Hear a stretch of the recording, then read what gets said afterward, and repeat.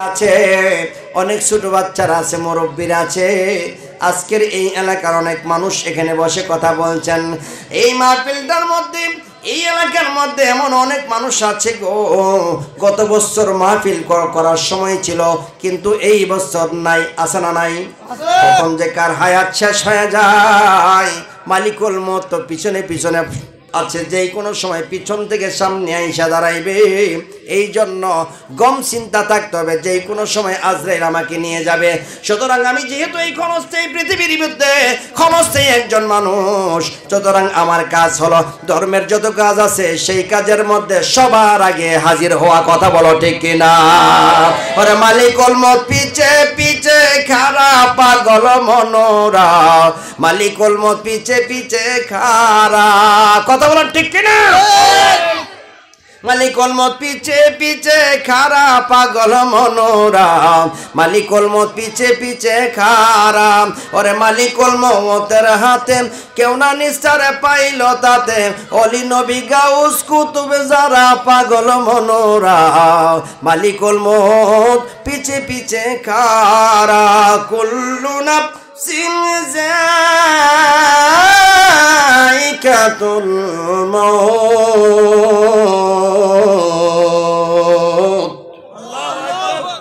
ওয়া ইন্নামা তুওয়াফফুনা উজুরাকুম ইয়াওমাল কিয়ামাহ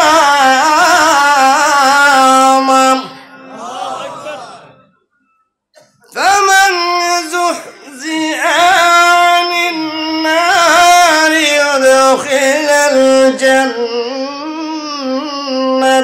ফাকাদ ফাযা।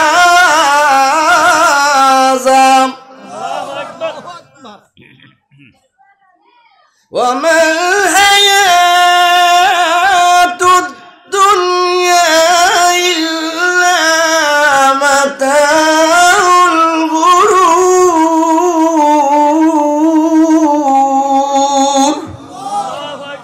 কোরআনের আওয়াজ কেমন লাগে? আল্লাহু আকবার বলুন। কুল্লু নাফসিন যায়িকাতুল মউত, প্রত্যেকটা মানুষ মৃত্যুর স্বাদ গ্রহণ করবে। ওয়া ইন্নামা তুওয়াফফুনা উজুরাকুম, মৃত্যু হলে কি হবে? মৃত্যুর সঙ্গে সঙ্গে উজুরাকুম, তার প্রতিদান দেওয়া শুরু হয়ে যাবে ইয়াউমাল কিয়ামা, হাসরের মাঠে। কবর থেকে দেওয়া শুরু হয়ে যাবে। ফামান যুহজিহা আনিন নারি ওয়াদখিলাল জান্নাতা ফাকাদ ফাযা। ওই সমস্ত ব্যক্তিরা সফল কাম হবে যারা এই দুনিয়া থেকে আখিরাতের রাস্তাটা পরিষ্কার করতে পেরেছে। যারা আখিরাতের রাস্তা পরিষ্কার করেছে এই দুনিয়া থেকে, তারাই একমাত্র সফল কাম হবে। আর যাদের আখিরাতের রাস্তা পরিষ্কার করতে পারে নাই, তারা এখান থেকে সাধারণ কীটপতঙ্গের দাম থাকবে, একটা মানুষের দাম থাকবে না। আমার আল্লাহ বলেন, এই পৃথিবী থেকে মানুষ এবং জিনদেরকে, অধিকাংশদেরকে বানাইছি আমি, একমাত্র বানাইছি জাহান্নামে জ্বালানোর জন্য। ওয়ালাকাদ জারা'না লিজাহান্নাম কাসীরাম মিনাল জিন্নি ওয়াল ইনসি, অধিকাংশ মানুষ এবং জিনদেরকে বানাইছি, একমাত্র আমি আল্লাহ বানাইছি তাদেরকে জাহান্নামের মধ্যে জ্বালানোর জন্য। কারণ হিসাবে আমার আল্লাহ বললেন, আমি আল্লাহ তাদেরকে অন্তর দিয়েছি, তারা অন্তর দিয়ে শোনে না। আমি তাদেরকে কান দিয়েছি, সেই কান দ্বারা তারা শোনে না।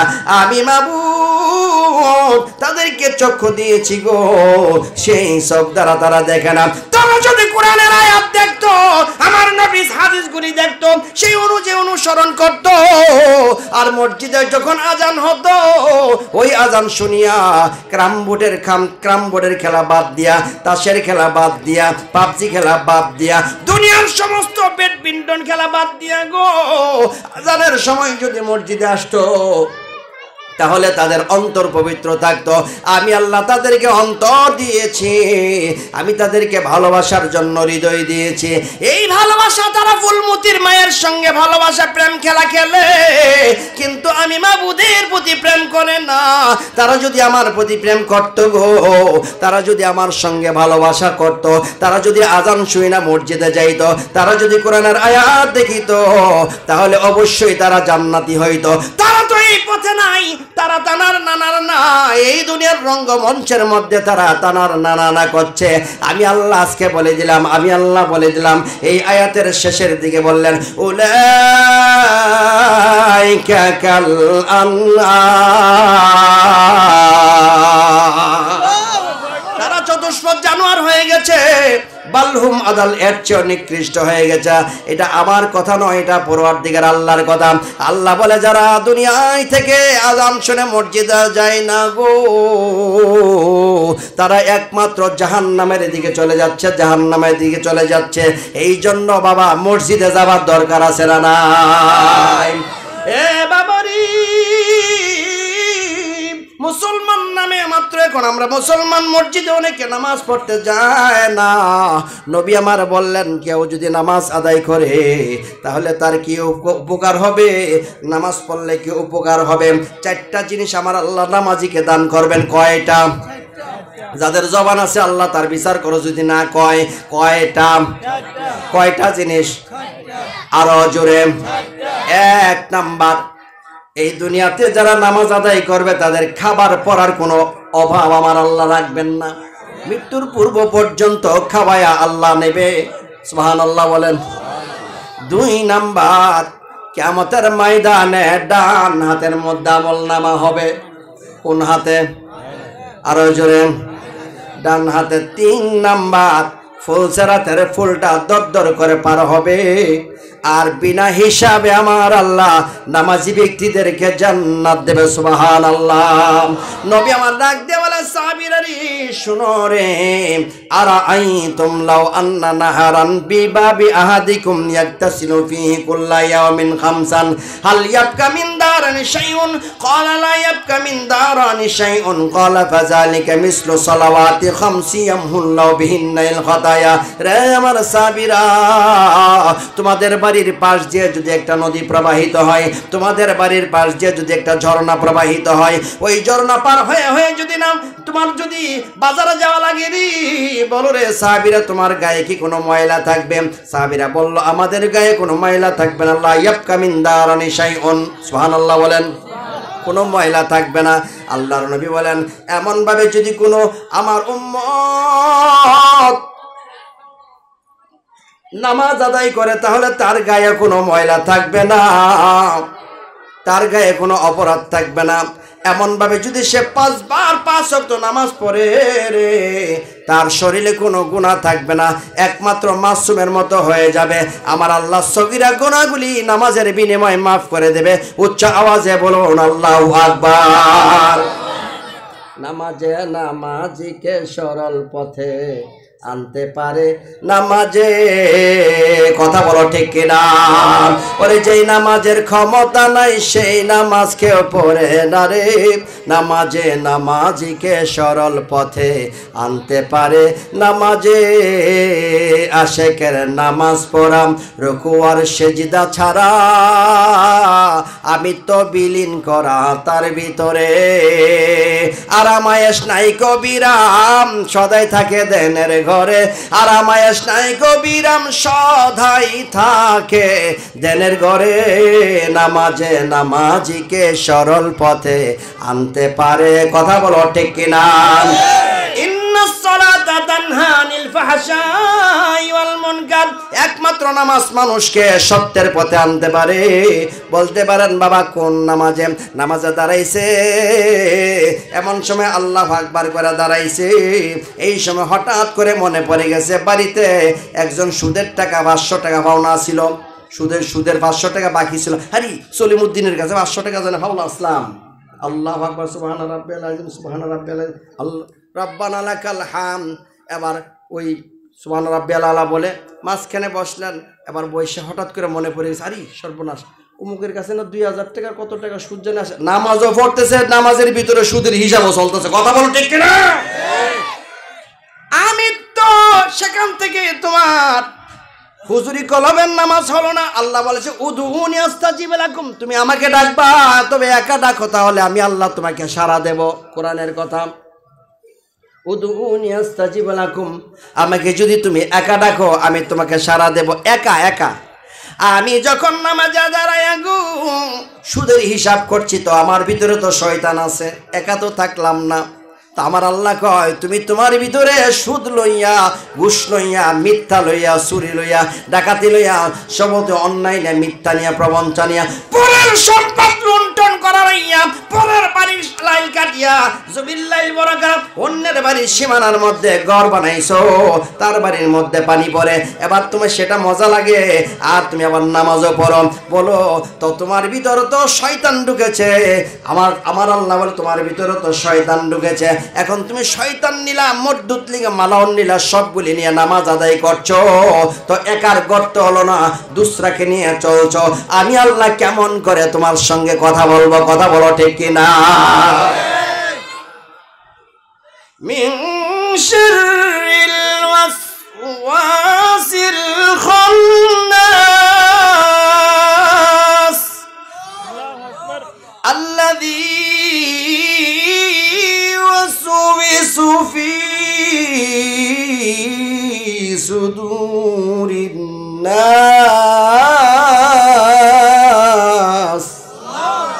আল্লাযী ইউওয়াসওয়িসু ফি সুদুরিন নাস। তোমার সদর মানে অন্তর, তোমার অন্তরের মধ্যে ওয়াসওয়াসা দান করে কে? শয়তান। আল্লাযী ইউওয়াসওয়িসু ফি সুদুরিন নাস মিনাল জিন্নাতি ওয়ান নাস। মিন শাররিল ওয়াসওয়াসিল খান্নাস, কে দান করে? খান্নাস। কিসে? ইবলিসের আরেক নাম হলো খান্নাস। এক নাম ইবলিস, আরেক নাম খান্নাস, আরেক নাম মালাউন, আরেক নাম হলো মারদুদ। ইবলিসের কয়টা নাম হলো? 4টা নাম। বলেন ইবলিসের 4 নাম। আসল কি তার কোনো সুরত আছে? কোনো সিরত নাই, কিন্তু সিরত আছে। কি সিরত? তার বৈশিষ্ট্য, যেই বৈশিষ্ট্যটা মানুষের মধ্যে প্রকাশ পায় তখন সেই নাম সে ধারণ করে। আল্লাহ বলে তুমি একার করে একা ডাকো, আর বান্দা যখন দুসরাকে নিয়ে ডাকে আমার আল্লাহ তার সঙ্গে কথা বলে না। মক্কা থেকে হজ করতে গেলেন বাজান, সেখানে যাইয়া শয়তানকে ঢিল মারলেন, এমন ভাবে কঙ্কর মারতেছেন, হাদিস সাহেবেরা দূর থেকে জুতা পর্যন্ত ঢিল মারে। কই কেন মারো? শয়তান মেরে ফেলাই দেব। সেখানে 7 বার শয়তানকে মারতে হয়, পাথর দিয়ে ঢিল দিতে হয়। এখন সেখানে গিয়ে শয়তান মারার জন্য এত মার মারছেন, বাড়িতে এসে আপনি সুদের ব্যবসা ছাড়তে পারেন না, আপনি মিথ্যা কথা ছাড়তে পারেন না, আপনার ঘরের ভিতরে যে শয়তান আছে সেই শয়তানকে দূরী করতে পারলেন না, তাহলে ওখানে যাইয়া শয়তানকে ঢিল মারলে কি লাভ হবে? শরীয়তে সেখানে ঢিল মারলে উপকার রয়েছে, কিন্তু ঘরে, আপন ঘরের ভিতরে যে শয়তান আছে তাকে যদি দূরীভূত না করতে পারেন তাহলে কামালিয়তে পৌঁছতে পারবে না। কথা বলো ঠিক কিনা? ওয়াজ কি উপরে পড়ে গেছে? কষ্ট পাইছেন? সুবহানাল্লাহ ওয়ালহামদুলিল্লাহ ইলাহা ইল্লাল্লাহ লা ইলাহা ইল্লাল্লাহ ও লা ইলাহা ইল্লাল্লাহ লা ইলাহা ইল্লাল্লাহ ও লা ইলাহা ইল্লাল্লাহ লা ইলাহা ইল্লাল্লাহ বলো লা ইলাহা ইল্লাল্লাহ লা ইলাহা লা ইলাহা ইল্লাল্লাহ মুহাম্মাদুর রাসূলুল্লাহ। বাজার আমি খন্ড খন্ড ভাবে অনেক কথা বলছি, কাহিনী দিয়ে, কিচ্ছা দিয়ে কথা বলা আমার উদ্দেশ্য নয়। 2টি কথা শুনুন, বুঝে যান চেষ্টা করেন, বোঝার চেষ্টা করেন। ও বন্ধু রে, কিয়ামতের মাঠে আমার আল্লাহ বলবে, বান্দারে তুমি আজকে যদি তুমি ভালো কাজ করে থাকো জান্নাতে যাবা, তবে মনে রেখো রে বান্দা, আজকে হাসরের মাঠে আমি 2টা হক নিয়ে তোমাকে ধরব। কয়টা? কথা বলেন না, আমি কবরস্থানে আছি। কয়টা হক? 2টা। এই 2টা হকের মধ্যে এক নাম্বার হক হলো হকুল্লাহ মানে আল্লাহর হক। দুই নাম্বার হক হলো হাক্কুন নাস মানুষের হক। হাক্কুল্লাহ আমি আল্লাহর হক। আবার আল্লাহ সেদিন বলবেন বান্দারে তুমি যদি নামাজ সঠিকভাবে আদায় না করে থাকো, তুমি যদি রোজা সঠিকভাবে না করে থাকো, আর তুমি যদি আমার জিকির সঠিকভাবে না করে থাকো, তাহলে তুমি জাহান্নামী হবে। তবে আমি আল্লাহ হাসরের মাঠে ইচ্ছা করলে মাফ করে দিতে পারো, কারণ আমার কাছে সেই ক্ষমতা রয়েছে। আমি ইচ্ছা করলে তোমাকে ক্ষমা করে দিতে পারি। তবে রে বান্দা মনে রেখো, পৃথিবীতে যদি কোনো মানুষের ক্ষতি করে থাকো, কোনো মানুষকে কষ্ট দিয়ে থাকো, কারো মাথায় বাড়ি দিয়ে থাকো, তা কাউকে গালি দিয়ে থাকো, কাউকে কষ্ট দিয়ে থাকো, তাহলে এর বিনিময় যার সঙ্গে বেয়াদবি করেছো, আজকে হাসরের মাঠেও যদি তুমি তার কাছ থেকে ক্ষমা না নাও, আমি আল্লাহ তোমাকে ক্ষমা করতে পারবো না। কারণ আমি বান্দার ভিতরে প্রকাশ, আমার তোমার ভিতরে যেমন আমি আছি, অন্যের ভিতরে আছি, চামার সন্ডাল মুসির মধ্যে আমি আল্লাহ আছি, সবার মধ্যে থাকি। মানুষ হিসেবে মানুষের সঙ্গে সৎ ব্যবহার করো, মানুষ হিসেবে মানুষের সঙ্গে উত্তম আচরণ করো। এই মানুষের সঙ্গে যদি উত্তম আচরণ না করতে পারো, তাহলে মনে রাখো কিয়ামতের মাঠে আমি আল্লাহ তোমাকে ক্ষমা করব না।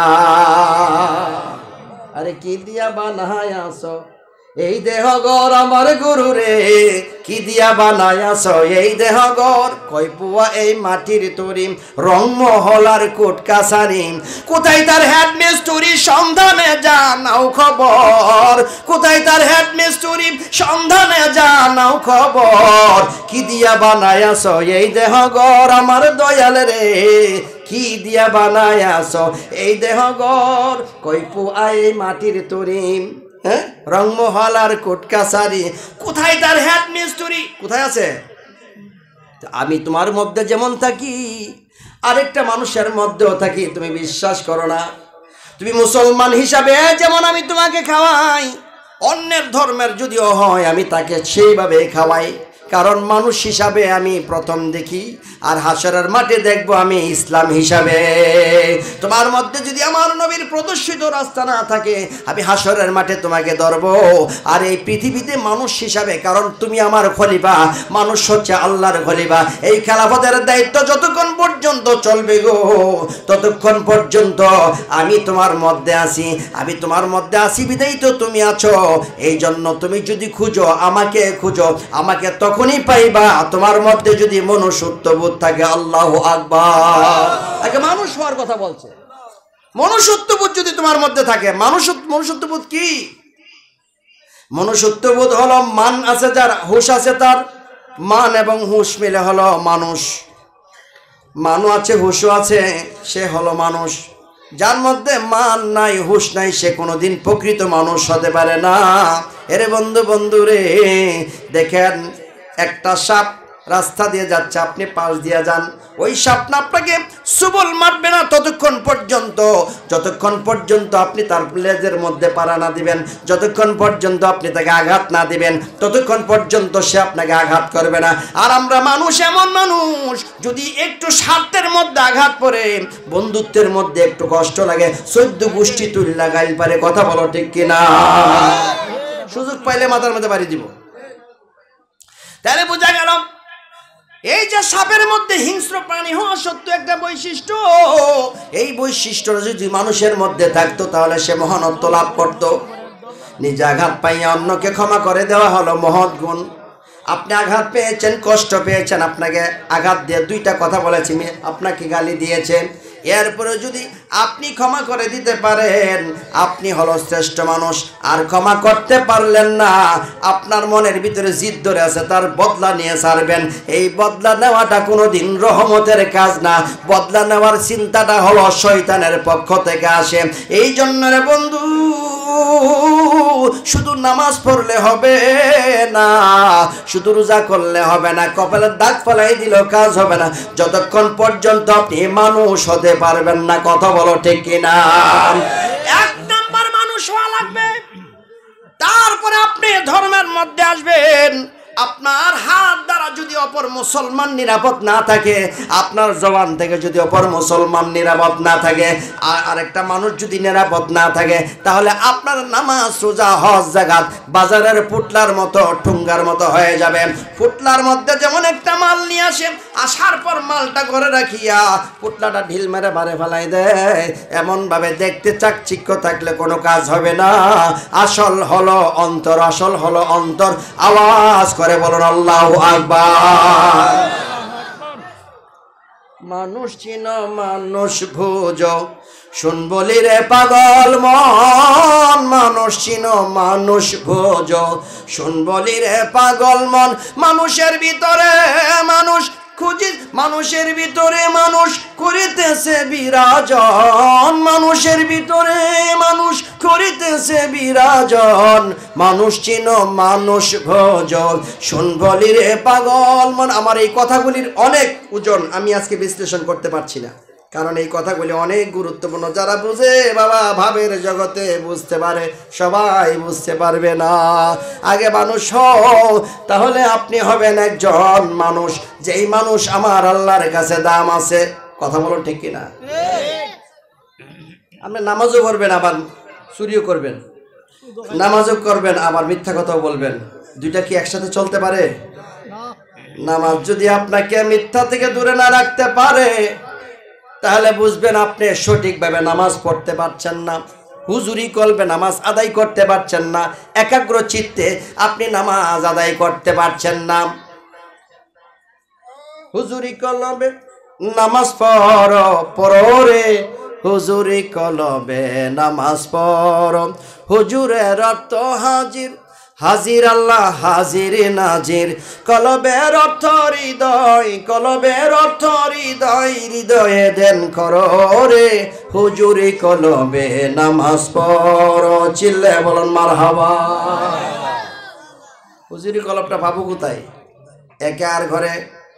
বন্ধুরা আমার, আমাদের সমাজে এমন মানুষ আছে জীবনে কোনোদিন মসজিদের মধ্যে সেজদা দিতে যায় না। আছে না নাই? কথা বলা না, আছে না নাই? আছে। আমি প্রায় সময় বলি, কোন এক লোক মসজিদের পাশে একটা গরু বেঁধে রাখছেন, গরু ছুটতে গিয়ে মসজিদের ভিতরে ঢুকে গেছে। তখন মসজিদে জামাত চলতেছে, পিছন দিকে গরু গিয়ে পায়খানা করে দিছে। এখন ইমাম সাহেব খুশি না বেজার? মারাত্মক রাগ। এই কার গরু এখানে ছাড়ছে, ধরে নিয়ে আসো। কেউ তোমার অতটুকু বুদ্ধি নাই, মসজিদের কাছে গরু ছেড়ে দিস, আর গরু এসে মসজিদের ভিতরে এই কাম করছে। কই হুজুর, গরু তো এটা আওয়ান জানোয়ার, বুঝছে না, এর লেগে মসজিদে ঢুকছে। আমি তো বুঝের মানুষ, দেখছেন জীবনে মসজিদে ঢুকতে? এত বুঝে মসজিদে যায় না। আমার আল্লাহ কয়, কিয়ামতের দিন মুসিবতের সময় তুমি তোমাকে যখন কাঠগড়ার মধ্যে দাঁড় করানো হবে, আমি আল্লাহ রাব্বুল আলামিন সর্বপ্রথম তোমার নামাজের হিসাব নেব। নামাজের হিসাব, সেই নামাজের মধ্যে যদি কম থাকে, এক ওয়াক্ত নামাজের জন্য আমি তোমাকে 9,82,000 বার, 82 লক্ষ বার আমি তোমাকে জাহান্নামের মধ্যে রাখবো। আল্লাহ নবী সাহাবীরা জিজ্ঞাসা করে, ইয়া রাসূলুল্লাহ, আখিরাতের জায়গা, আখিরাতের মধ্যে আখিরাতের যে সময়টা হবে সেই সময়টা কত বড় হবে? নবীজি বললেন, এই পৃথিবীর শুরু থেকে শেষ পর্যন্ত যত লম্বা, আখিরাতের এক একটা দিন হবে তার চেয়ে বড়। এত কঠিন অবস্থা, জাহান্নামের আগুনে থাকতে হবে যারা সঠিক সময় নামাজ আদায় করবে না। বলেন, নামাজ পড়ার দরকার কম না বেশি? বেশি বেশি করে নামাজ আদায় করবেন। তাহাজ্জুদের নামাজটা সঠিক সময় পড়ার দরকার আছে না নাই? আল্লাহর নবী রাহমাতুল লিল আলামিন বলেন, এই নামাজের পর দ্বিতীয় নাম্বার কাজ কি? হাদিস শরীফ শোনা, আফদালুল আমালুস সালাতি, এক নাম্বার সঠিক আমল, উত্তম আমল হলো সালাত। এই সালাতের পরে দ্বিতীয় নাম্বার বলেন বিররুল ওয়ালিদাইন। দ্বিতীয় নাম্বার কাজ হলো নামাজের পরে মা বাবার খেদমত করা। মায়ের একদার দুধের দাম কাটিয়া গায়ের চাম, পাপুষ বানালে সুদ মাবুদ হবে না, ও তোমরা জানো না। হবে কোনোদিন? মা বাবার খিদমত আল্লাহ রাব্বুল আলামিন কুরআন কারীমে ইরশাদ করলেন, ওয়াকাদা রাব্বুকা আল্লা তা'বুদু ইল্লা ইয়াহু ওয়া বিল ওয়ালিদাইনি ইহসানা ইম্মা ইয়াবলুগান্না ইনদাকাল কিবারা আহাদুহুমা আও কিলাহুমা ফালা তাকুল লাহুমা উফফিন ওয়ালা তানহারহুমা ওয়া কুল লাহুমা কওলান কারীমা। আল্লাহ বলেন, ওয়া কাদা রাব্বুকা আল্লা তা'বুদু, আল্লাহ ছাড়া কারো ইবাদত করো না। দ্বিতীয় নাম্বার কর্ম হলো তোমরা মা বাবার সঙ্গে উত্তম আচরণ করো। কি আচরণ করার কথা বলছে? আজকে মা বাবার সঙ্গে সবাই উত্তম আচরণ করে? অনেক যুবক ছেলেরা মায়ের সঙ্গে রূঢ় আচরণ করে, বাবার সঙ্গে রূঢ় আচরণ করে, আছে না নাই? এই মা তোমাকে কেমন করে লালন পালন করেছে তুমি জানো না? তোমার মা তোমাকে 10 মাস 10 দিন পেটে ধারণ করেছে। কয়দিন? কথা বলে না, রাগ হয়ে গেছেন আপনারা? কতদিন? 10 মাস 10 দিন মায়ে পেটে রাখছেন। পেটে যখন মা রেখেছেন কষ্ট অনেক বেশি করেছেন। মা যখন পেটে তোমাকে রাখছে তখন এত কষ্ট করেছেন যে কষ্টের কারণে সঠিকভাবে বেড়াইতে যাইতে পারে নাই, সঠিকভাবে কোনো খাবারও খাইতে পারে নাই। বাচ্চা পেটে আসার পর পেটের ভিতরে লড়াচড়া করার